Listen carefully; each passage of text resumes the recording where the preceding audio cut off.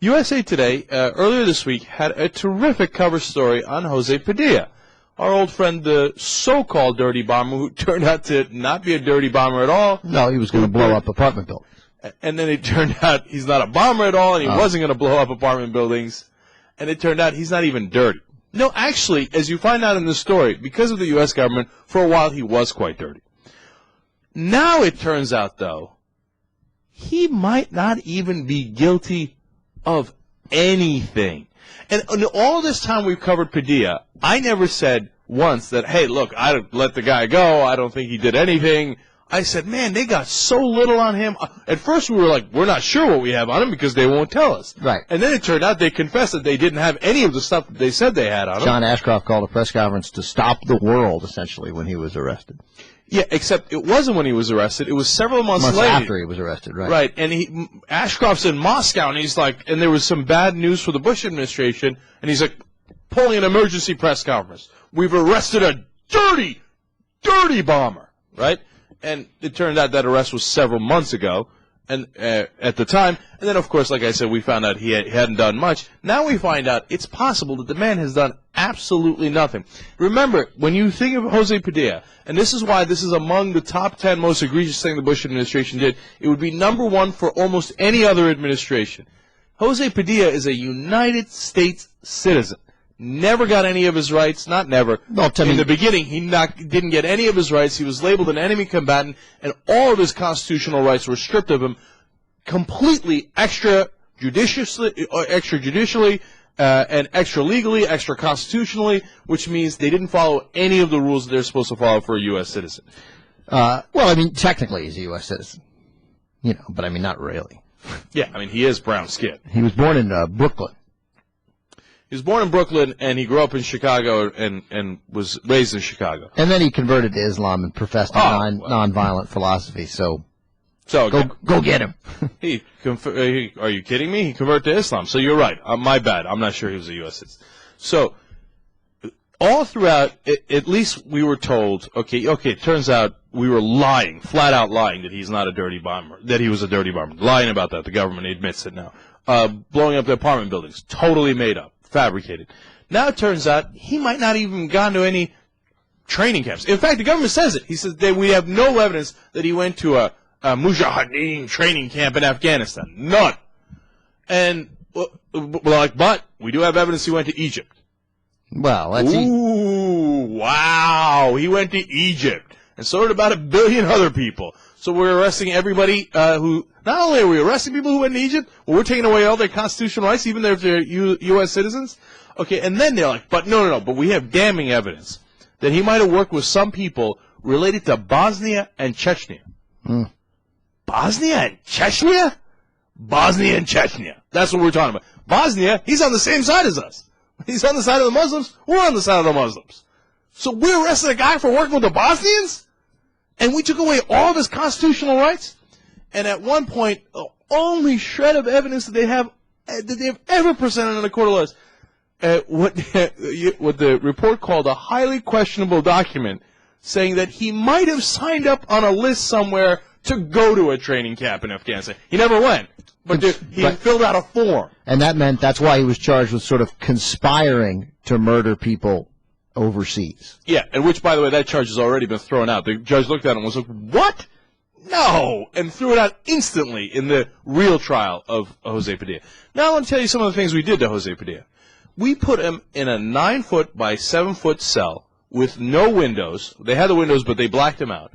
For 21 months without allowing him to see a lawyer or any other human being other than interrogators. Now I'm going to tell you some of the other details in a second. But think about that.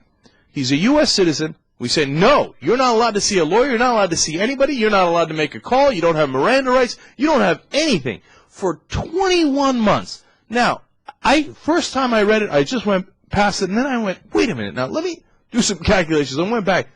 9-foot by 7-foot cell. That means that's a little over 6 feet on one side, and wow, almost 9 feet on the other.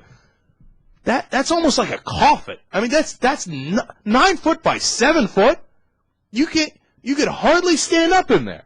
And it's pitch black, and they would feed him his food through a slot in the door so he couldn't interact with anybody else. By the time a lawyer finally got to see him, he thought it was another ruse from the interrogators to try to get information from him. Like, yeah, right, you're my lawyer. I'm Jose Padilla. They don't give me a lawyer. This must be another trick.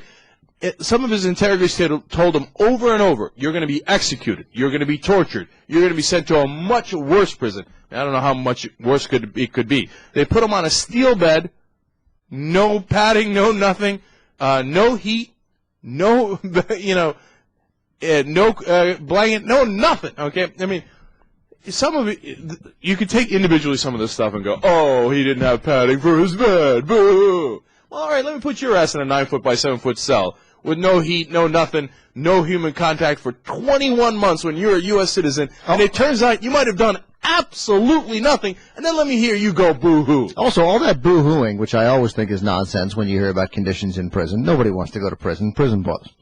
But all of that is always based on somebody who's been, tried and convicted, which gives the boo-hoo argument, well, it's still a horrible argument, a little more credence. Yeah. I mean, what am I talking about? A lot more credence. I mean, just think about this. The prisoners that we have in Colorado, in our maximum security prison in Colorado, are the worst of the worst. Ramzi Youssef, who did the 93 bombing, the blind Sheikh Rahman, who did the 93 World Trade Center bombing, Timothy McVeigh used to be there, of course, his co-conspirator in Oklahoma City bombing, the Terry Nichols is there, the Unabomber is there, I think the head of MS-13, which is a deadly gang, is there. Okay, I mean, it's like that silly movie that had John Malkovich, which I don't know why such a great actor was in that terrible movie, probably for the money. Yeah, well, he does a lot of that for the money. Yeah, and Nicolas Cage and stuff. Aircon, you remember Aircon? Con Air. Oh, Con Air, yeah, sorry. Apparently, I don't remember. Yeah, I didn't hate Con Air. Yeah, I know. It was awful, and I kind of liked it. Anyway, it's like Con Air. I mean, Hannibal Lecter times 10. They're all in Colorado's maximum security prison. All of those guys were treated far better than Jose Padilla, who was never convicted of anything, who's a United States citizen, and who, it turns out, might have done absolutely nothing. Now, his defense says his brain's turned to mush. He doesn't know who to trust. Not just his defense. I mean, forensic psychiatrists who've examined him, doctors, it appears the evidence that he's destroyed mentally seems overwhelming. One expert said, well, he's paranoid about the government.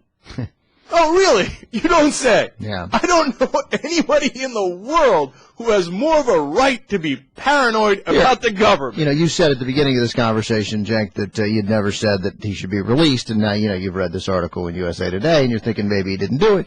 As you go over it, as you look at the case in total, I'll tell you right now, he should be released. The trial can't go forward, and we got to let him go. We have violated his constitutional rights too egregiously. There can be no trial. You keep somebody for 21 months, don't let him see a lawyer.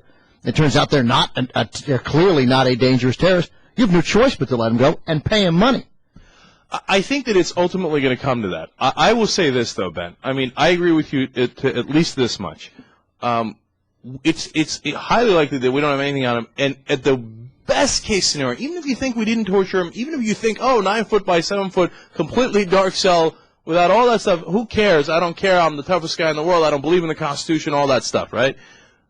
He served enough time, and there is no evidence that he's presently dangerous. Yeah. That you could certainly put him out on bail and come back and do the trial. Okay? I understand, and but go through the whole motions and have the defense present a case, and he'll probably be proven to be not guilty. But at least, for the love of God, I mean, I can name you, I'm sure, 1,000 guys who are more dangerous and who are out on bail. Well, look, that's entirely reasonable what you said, and it's funny that we're going to be in this position, although I would agree with you if you said this, obviously. But it doesn't matter. You can't keep somebody locked up for 21 months and not see a lawyer. When you do that, you lose your right to prosecute. We have a system. They broke it. If I'm a judge, this is not a technicality. No. You have egregiously violated his constitutional rights. The case is dismissed with prejudice. You can't refile. We're done. He's gone. You can't behave this way. On Jose Padilla alone, if you're not absolutely outraged by this administration, you're flat out not paying attention. And the fact is, unfortunately, a great majority of the country is not. I would venture to guess that about 5% of the U.S. population knows who Jose Padilla is and what we've done to him. If 95% of the U.S. population knew who Jose Padilla was and what we've done to him, if Bush's approval ratings hover around 30%, they'd be near 5%. I mean, people already hate Bush, and they have no idea how bad a guy he really is.